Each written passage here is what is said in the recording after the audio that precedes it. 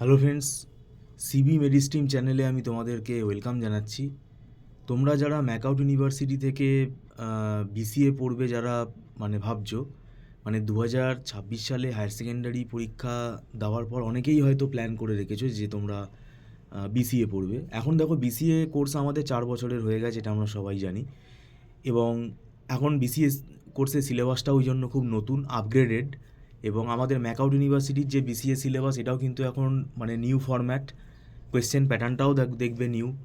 তো এখন 4 বছরের কোর্স হওয়াতে দেখো বিসিএ কারিকুলামটা অনেক হাই, এবং বিসিএ কোর্সের যথেষ্ট কেরিয়ার প্রসপেক্ট রয়েছে। এবং যদি কেউ ভালো করে বিসিএ পড়ে, বিশেষ করে কনসেপ্ট ক্লিয়ার করে যদি কেউ পড়ে, স্কিলটা কিন্তু দেখা হয় ইন্টারভিউর সময়। তাই বিসিএ কোর্সে যে সাবজেক্টগুলো পড়ানো হবে, এই সাবজেক্টগুলো কিন্তু তোমরা অ্যাভয়েড করবে না।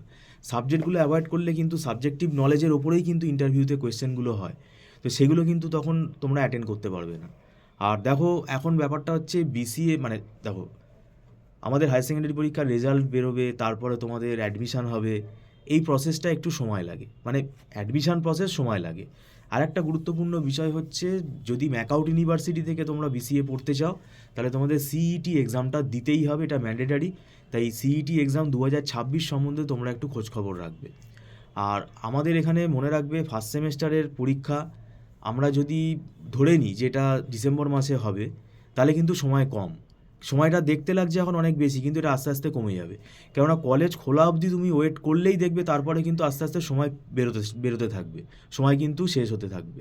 তো সেটার জন্যই তোমাদের বলছি, তোমরা সিলেবাস দেখে নাও। যে কোনো ইউনিভার্সিটির সিলেবাসই তোমরা নেট থেকে পেয়ে যাবে, এবং ম্যাকআউট ইউনিভার্সিটির সিলেবাসটাও তোমরা দেখতে পারো। এবং দেখে তোমরা, আমি বলবো, পড়া শুরু করে দাও, নাহলে কিন্তু খুব প্রবলেম হয়ে যাবে। আর যদি তোমরা অনলাইন টিউশনে আগ্রহী থাকো, তাহলে তোমরা আমাদের সাথে যোগাযোগ করতে পারো। Thank you so much.